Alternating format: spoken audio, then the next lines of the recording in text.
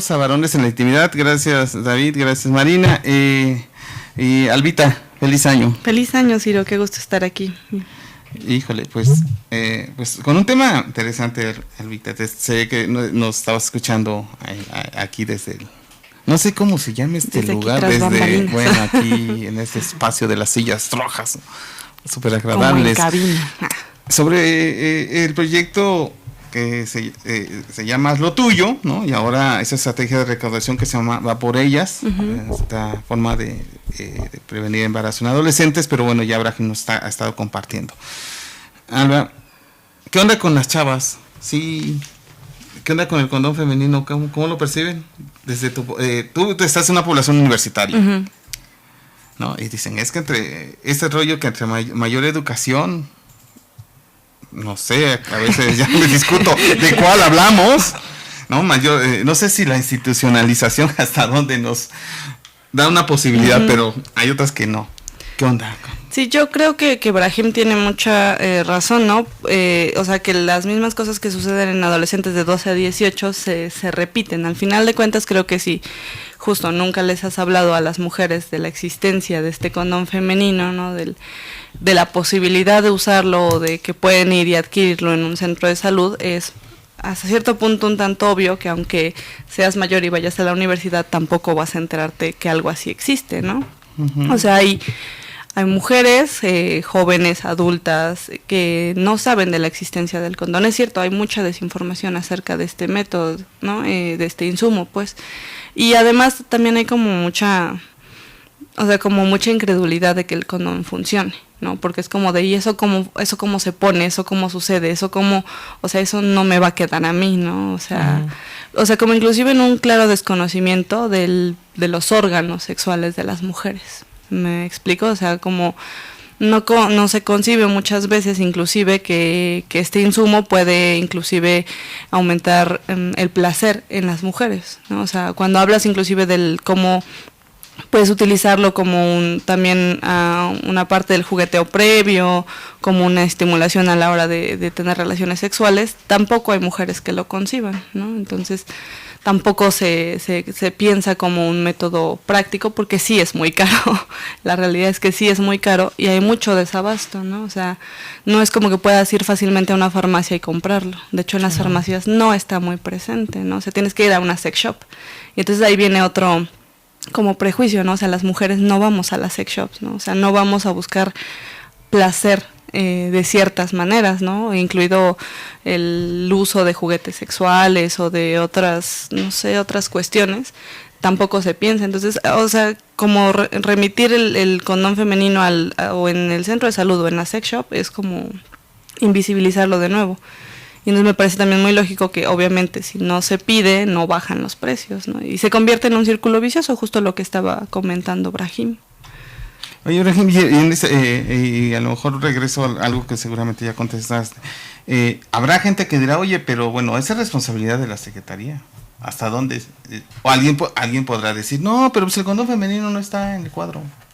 Sí, está en el cuadro, sí. ¿Sí? Qué bueno que nos comentas eso. Sí, qué bueno que tocas ese tema, es una buena pregunta. Sí, hay un cuadro básico de métodos anticonceptivos. Son 11 métodos, entre ellos está el condón femenino. Es decir, el Estado sí está obligado a hacer compras de métodos anticonceptivos, y parte de esos métodos son condones femeninos.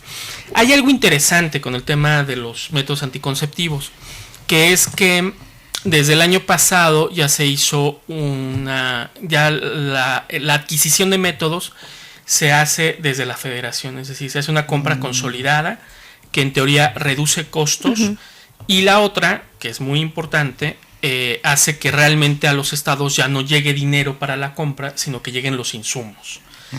Eso es muy importante. O sea, la verdad es que es un gran logro que se haya conseguido eso. ¿Por qué? Porque ya lo vimos aquí en Puebla, por ejemplo, hace algunos años, que de repente se compraron millones y millones de condones, ¿no? O más bien se facturaron millones de condones, pero esos condones no existieron. O sea, no se repartieron porque no existieron, porque ese dinero, quién sabe dónde se fue. ¿no? Es decir, se reducen actos de corrupción porque nos permite decir, a ver, la federación compró consolidadamente tantos millones de condones y a Puebla le tocó tal cantidad. Y entonces sí se puede monitorear que esa cantidad de condones se esté repartiendo y estén en los centros de salud, etcétera. O sea, nos permite a quienes nos dedicamos a este tipo de ejercicios de estar documentando, buscando datos abiertos, etcétera, tener como mucha más facilidad de monitoreo, de control ciudadano, de Contraloría Social sobre los insumos anticonceptivos, ¿no? Hay un problema con el tema de los condones femeninos, que es el costo. Ese problema se da una vez que nos empezamos a sumergir como en el tema del condón femenino. En el ODECIR nos dimos cuenta de dos cosas. Uno, ¿por qué no había condones en las farmacias? ¿No? O sea, ¿qué pasa, no? ¿Por qué no hay condones en las farmacias? Condones femeninos.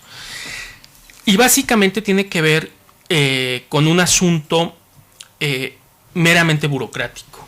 Es decir, COFEPRIS, que es el órgano encargado de la regulación sanitaria en nuestro país,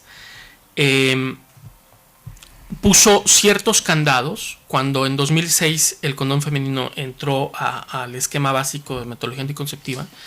Puso algunos candados en términos de, digamos, de la calidad del producto, ¿no?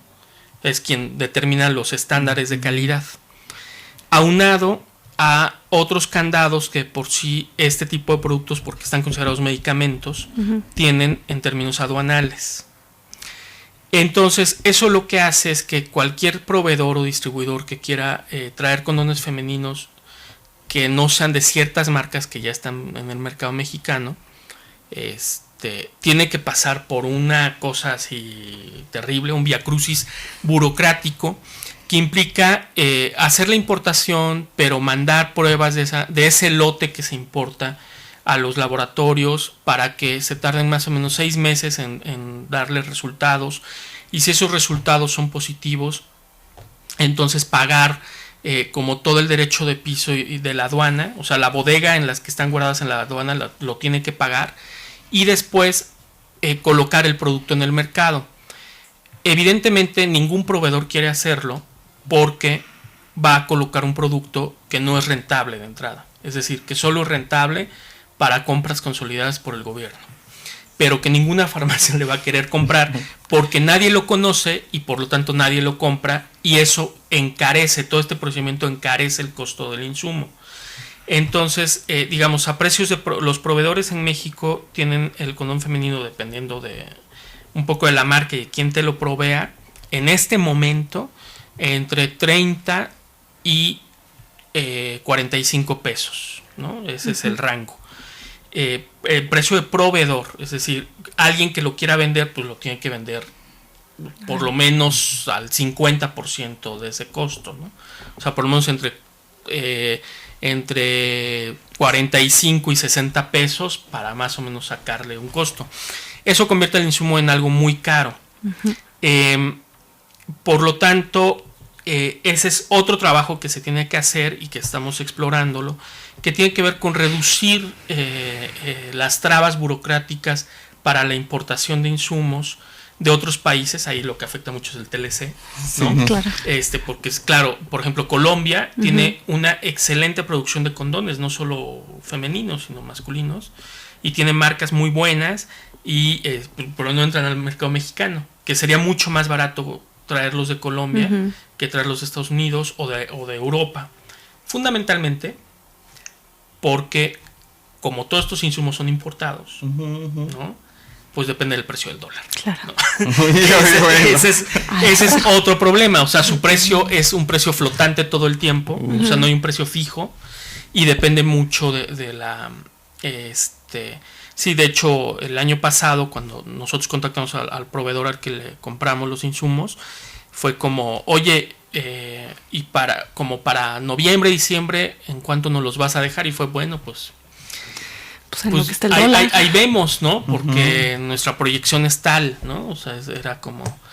Entonces, eso hace dificultoso este asunto. Y eso, por eso convertimos un proyecto de recaudación. ¿Por qué? Porque cuando nos dimos cuenta que la primera etapa del proyecto fue financiada por Sencida. Fue un proyecto que metimos a concurso y Sencida decidió financiarlo. El primer obstáculo que tuvimos fue que Sencida nos dijo: no puedes invertir tanto del dinero en condones, tienes que reducir.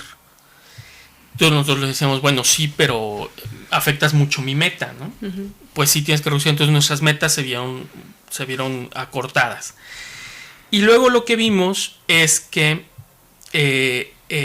los precios variaban mucho y eso no nos permitía tener como una claridad presupuestal que nos permitía decir, sí, queremos tantos. Porque como el dinero no se da, digamos, de un jalón, sino que te lo van dando en 3 administraciones, entonces tu proveedor te dice, bueno, yo te mantengo un precio ahora, pero en 3 meses probablemente cambie, ¿no? Eso dificultó mucho la ejecución del proyecto. Entonces llegamos a la conclusión de que tendríamos que hacer un proyecto que involucrara a la gente y que la gente se sintiera identificada con él, es decir, sí es un problema social y es un problema que afecta a la sociedad poblana específicamente. Hoy salió una nota, en 2015 hubo 18,000 embarazos en adolescentes en el estado de Puebla, ¿no? Y lo que eso significa, pues, o sea, es decir, aquí habría que hacer un matiz. Hubo 18,000 adolescentes que parieron. Wow. Claro. Que es distinto a embarazos. Claro. O sea, Claro. no sabemos cuántas adolescentes abortaron, por ejemplo, ¿no? Ni sabemos cuántas adolescentes no entraron como en el sistema de salud porque ocultaron su embarazo y parieron en condiciones no dentro del sistema, ¿no? O sea, en condiciones de pobreza, etcétera. Pues vamos al corte y seguimos charlando para que nos digas, Rabín, cómo hacerle, cómo es la estrategia de recaudación Va por Ellas, y desde dónde, qué páginas y todas las propuestas que hay. Regresamos. Perfecto.